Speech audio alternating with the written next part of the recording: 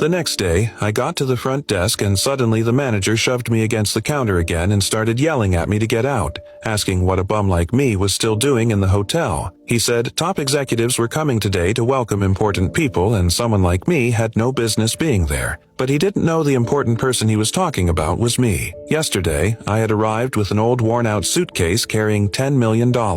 I had purposely dressed up like an old poor man, with torn clothes and covered in dust. I just wanted to see one thing, how they'd treat me if they thought I had nothing. And the people who treated me sincerely, I planned to reward them with those 10 million. Yesterday, the manager had slammed me against the counter and humiliated me. Everyone ignored me and even filmed me to make fun of me. The only one who stepped in was the receptionist, because she'd listened to my story and was willing to use her own money, even give up her salary just to get me a room and help me up. Last night, after she took me to the room, I called upper management to let them know they needed to meet with me today. But this morning, I walked out of my room in the same old clothes and the manager still had no idea I was the founder and CEO of the hotel group. When I walked into the lobby with my old suitcase, I happened to overhear the manager yelling at the receptionist that an important guest was arriving today and that a bum like the one from yesterday couldn't be allowed back in. The whole lobby went dead silent. I walked up to the front desk and quietly told her I'd slept really well and thanked her for her kindness.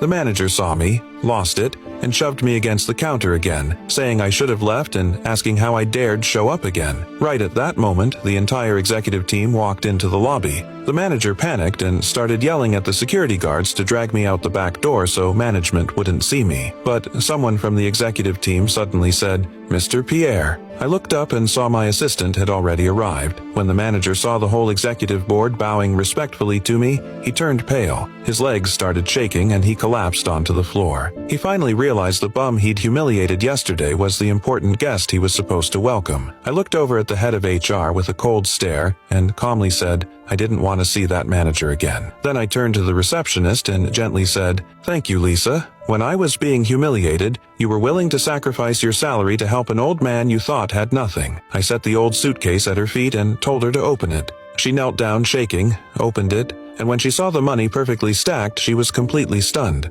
I told her quietly, "These $10 million are your reward. Your kindness is worth more than any rule." Her eyes filled with tears, her voice broke, and she said she hadn't done anything that big. I cut her off firmly. "Yes, you did. Your kindness is the most valuable thing. I'd promised to reward the person who helped me, and that person was her." And I went on, "Starting now, you're our new customer service manager because your kindness is worth more than gold." Her eyes overflowed, her lips trembled, and I gently touched her shoulder and added, "Never stop being kind because you never know who's watching."